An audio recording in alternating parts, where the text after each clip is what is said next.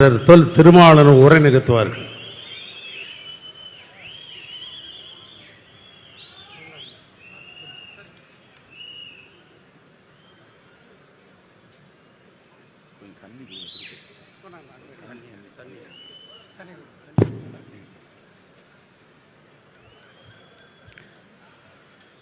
வரலாற்று சிறப்பு வாய்ந்த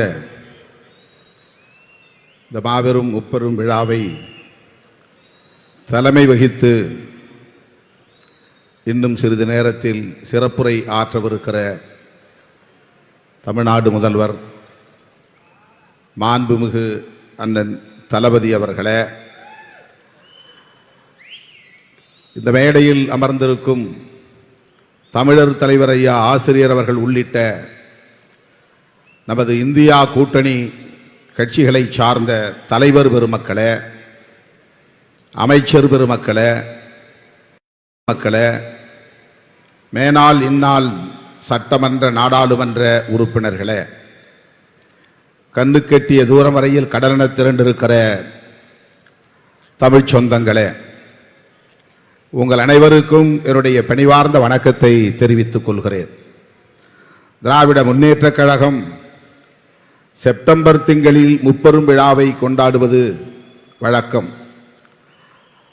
அண்ணா பிறந்த நாள், கழகம் பிறந்த நாள், தந்தை பெரியார் பிறந்த நாள் என்று முத்தமிழறிஞர் கலைஞர் அவர்கள்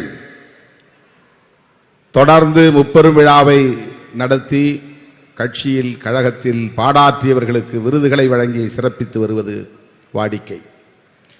இன்றைக்கு தளபதி அவர்களும் அதை தொடர்ந்து முன்னெடுத்து வருகிறார். இந்த நிலையில் செப்டம்பர் மாதத்தில் நடைபெற்ற முப்பெரும் விழா இதுவா என்று எண்ணக்கூடிய வகையில் ஜூன் மாதத்தில் நடைபெறுகிறது.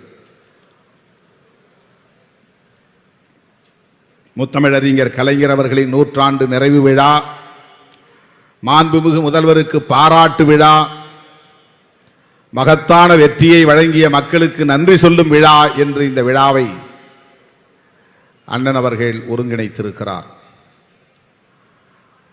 முத்தமிழறிஞர் கலைஞர் அவர்களுக்கு இந்த நேரத்தில்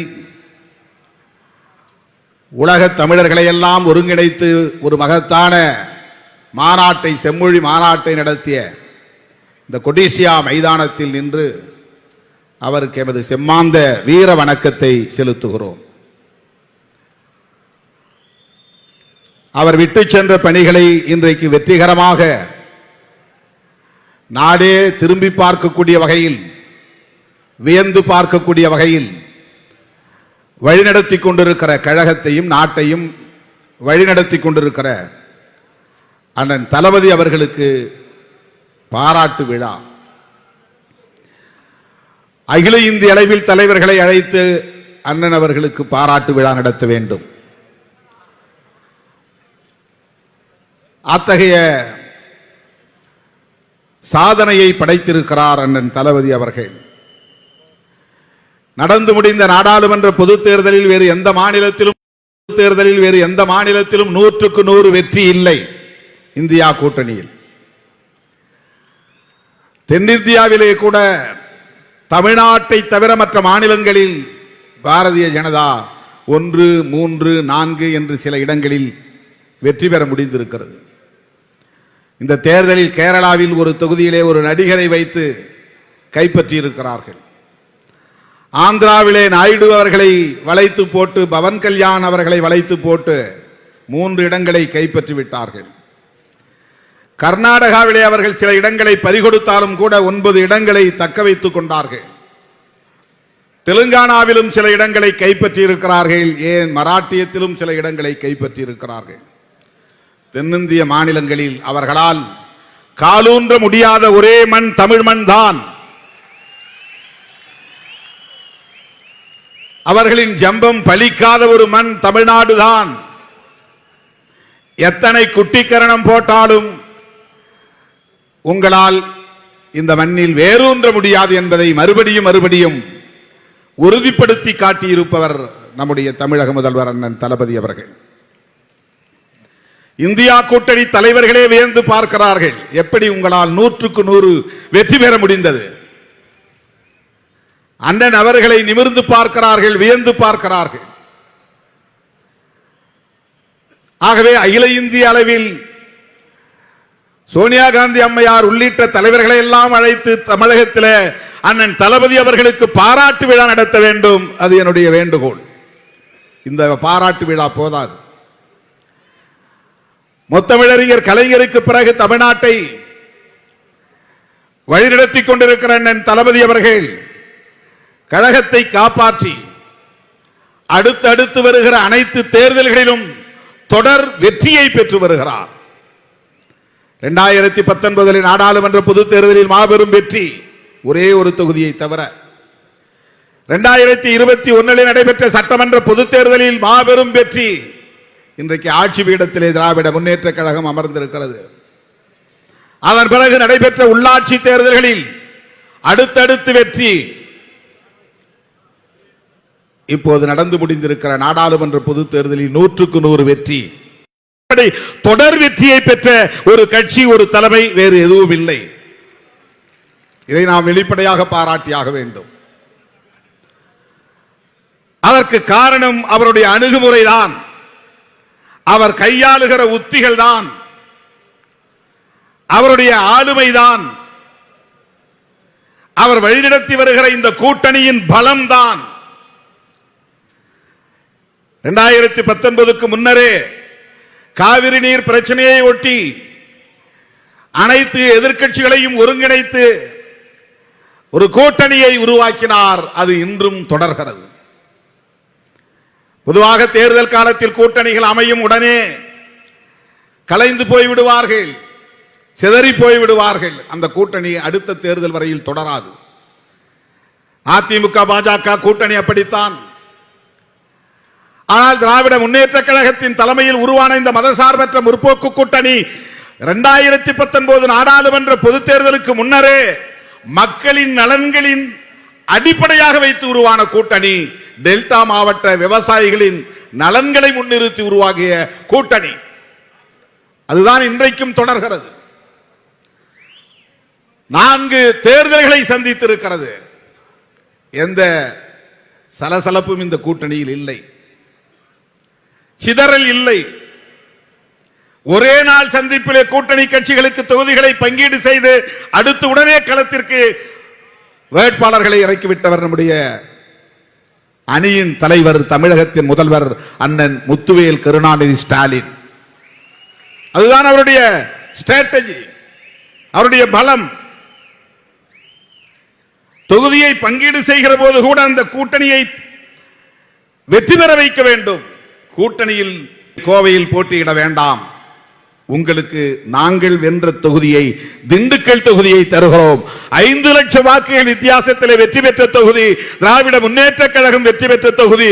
அந்த தொகுதியை மார்க்சிஸ்ட் கம்யூனிஸ்ட் கட்சிக்கு, திராவிட முன்னேற்ற கழகம் வெற்றி பெற்ற தொகுதி, அந்த தொகுதியை மார்க்சிஸ்ட் கம்யூனிஸ்ட் கட்சிக்கு ஒதுக்கிவிட்டு கோவையில் அந்த ரிஸ்கை நாங்கள் எடுக்கிறோம். இங்கே ஒருவர் மழைக்காலத்து தவளையை போல் கத்திக்கொண்டே இருக்கிறார், தாமரை மலரும் தாமரை மலரும் என்று. திமுக வீழும், திமுக கூட்டணி வீழும் என்று உளறிக்கொண்டே இருக்கிறார். சாதிக்க போகிறோம் என்று நாடு முழுக்க நடந்து போகிறார். கோவையில் வெற்றி உறுதி உறுதி என்று திரும்ப திரும்ப பேசிக் கொண்டிருக்கிறார். நாங்கள் பார்த்துக் கொள்கிறோம், உங்களுக்கு வேண்டாம் இந்த ரிஸ்க். இதுதான் அண்ணன் தளபதி ஸ்டாலின், இதுதான் அவருடைய ஆளுமை, இதுதான் அவருடைய தலைமை பண்பு, இதுதான் அவர் தொடர் வெற்றி பெறுவதற்கான காரணம். ஆரணி தொகுதியிலும் காங்கிரசுக்கு சரியாக இல்லை என்று திமுக வெற்றி பெற்ற கடலூர் தொகுதியை காங்கிரசுக்கு கொடுத்து வெற்றி பெற வைத்திருக்கிறார் அண்ணன் தளபதி அவர்கள். கூட்டணி கட்சிகளை எப்படி அரவணைப்பது, கூட்டணி கட்சிகள் போட்டியிடக்கூடிய தொகுதிகளில் எப்படி வெற்றி பெறுவது, அது கூட்டணி கட்சியின் பொறுப்பு என்று விலகி நிற்காமல் தம் கட்சி தொண்டர்களை, கட்சியின் தளபதிகளை, அமைச்சர் பெருமக்களை, இது திமுக தொகுதிதான், இவர் திமுக வேட்பாளர் தான் என்று எண்ணி பணியாற்ற வேண்டும். என்று மணிக்கு ஒரு முறை தொலைபேசியில் தொடர்பு கொண்டு அவர்களை வேலை வாங்குகிற ஆற்றல் வாய்ந்த ஒரு தலைமைதான் அண்ணன் தளபதியின் தலைமை. நாம் களத்திலே பார்க்கிறோம். சிதம்பரம் வந்தார், இந்த மேடையிலே சொன்னார், ஒரு சிறுத்தையை வெல்ல வைப்பதற்காக 2 சிங்கங்களை இங்கே நான் விட்டிருக்கிறேன், களமிறக்கி இருக்கிறேன் என்று அமைச்சர் MRK அவர்களையும் அமைச்சர் சிவசங்கர் அவர்களையும் மேடையில் வைத்துக் கொண்டு சொன்னார். திருமாவளவனுக்கு எதிரான வெறுப்பு ஒரு புறம், அவதூறுகள், ஆதாரமில்லாத அவதூறுகள் பரப்பப்படுகிற வேளையில் அதை பற்றி கவலைப்படாமல் திராவிட முன்னேற்ற கழகத்தின் அமைச்சர்கள், திமுக தொண்டர்கள் திருமாவளவன் வெற்றிக்கு முழுமையாக பாடுபட வேண்டும். திருமாவளவன் VCK வேட்பாளர் அல்ல, திராவிட முன்னேற்ற கழகத்தின் வேட்பாளர். இதுதான் அண்ணன் தளபதி அவர்கள். இப்படித்தான் 40 தொகுதிகளிலும் இன்றைக்கு திமுக கூட்டணி வெற்றி பெற்றிருக்கிறது. தர்மபுரிக்கும் போக வேண்டும், சிதம்பரத்திலும் வேலை செய்ய வேண்டும், கடலூரிலும் அவர் பணிய பார்க்க வேண்டும். அண்ணன் MRK அவர்கள் 1 மணி நேரத்திற்கு ஒரு முறை தொலைபேசியிலே தொடர்பு கொண்டு இங்கும் செல் அங்கும் செல். என்ன நிலவரம்! இப்படி ஒரு தலைமை அரசியலில் அபூர்வம், அரசியலில் அற்புதம். வேலை வாங்கிக் கொண்டே இருக்கிறார், முடுக்கிவிட்டுக் கொண்டே இருக்கிறார். எந்த சூழலிலும் நம்முடைய கூட்டணி கட்சி வேட்பாளர்களும் தோற்றுவிடக் கூடாது, கவனமாக இருக்க வேண்டும். அப்படிப்பட்ட ஒரு அணுகுமுறையால் தான் தோழர்களே இந்த மாபெரும் வெற்றி எவ்வளவு பாராட்டினாலும் தகும். 2019 திராவிட முன்னேற்ற கழகத்தின் மாபெரும் விழாவிலே, கலைஞர் பிறந்த நாள் விழாவா அல்லது முரசொலி 75வது பவள விழாவா என்று எனக்கு நினைவில்லை, அந்த கூட்டத்திலே அண்ணன் சொன்னார், இந்தியாவின் அடுத்த பிரதமர் ராகுல் காந்தி என்று சொன்னார். காங்கிரஸ்காரர்களே சொல்ல தயங்கிய நேரத்தில் அடுத்த பிரதமர் ராகுல் காந்தி என்று சொன்னவர் நம்முடைய தலைவர் தளபதி ஸ்டாலின் அவர்கள். ஏன் ஏன் அகில இந்திய அளவில் ராகுல் காந்தியின் தலைமையில் அடுத்த தலைமுறையை ஒருங்கிணைக்க வேண்டிய தேவையை முன்னுணர்ந்தார். பாரதிய ஜனதாவை வீழ்த்துவதற்கு காங்கிரசோடு இணைந்து அனைத்து எதிர்க்கட்சிகளையும் ஒருங்கிணைக்க வேண்டிய தேவையை உணர்ந்தார். அதுதான் தளபதி. அதோடு நின்றுவிடவில்லை, இந்தியா முழுவதும் பயணம் செய்தார். அரவிந்த் கெஜ்ரிவாலை சந்தித்து இந்த அணிக்கு கொண்டு வந்தவர் நம்முடைய தளபதி அவர்கள், யாரும் மறுக்க முடியாது. மம்தா பானர்ஜியை இந்த அணியிலே இணைக்கிற பெரும் வேலையை எடுத்துக்கொண்டவர் தளபதி அவர்கள். அகிலேஷ் யாதவ், தேஜஸ்வி யாதவ் போன்றவர்களை எல்லாம், அந்த இளைஞர்களை எல்லாம், இளம் தலைவர்களை எல்லாம் தமிழ்நாட்டுக்கு வரவழைத்து பல நிகழ்ச்சிகளில் பங்கேற்க வைத்து இந்த கூட்டணிக்குள்ளே இணைத்த பெருமை தளபதி அவர்களை சாரும். அகில இந்திய அளவிலே இந்தியா என்கிற ஒரு கூட்டணி உருவாவதற்கு தளபதி அவர்களின் பங்களிப்பு மகத்தானது. இந்தியா கூட்டணி தலைவர்களை அதை அங்கீகரித்திருக்கிறார்கள். இந்தியா என்கிற பெயரை சூட்டுகிற போதே அதை பேசியவர். அந்த கூட்டங்களில் பங்கேற்கிற வாய்ப்பு எனக்கு கிடைத்ததனால் அதை களத்தில் நேரடியாக கண்டவன் நான். அந்த முக்கியத்துவம் எங்கிருந்து வந்தது?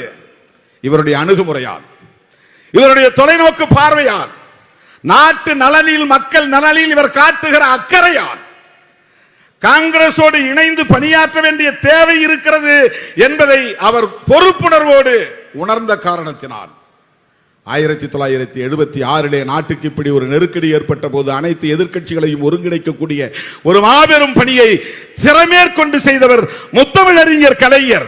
அன்றைக்கு ஜனதா உருவானது. ஜனசங்கமாக இருந்த பாரதிய ஜனதாவையும் அன்றைக்கு அதில் இணைத்துக் கொண்டார்கள்.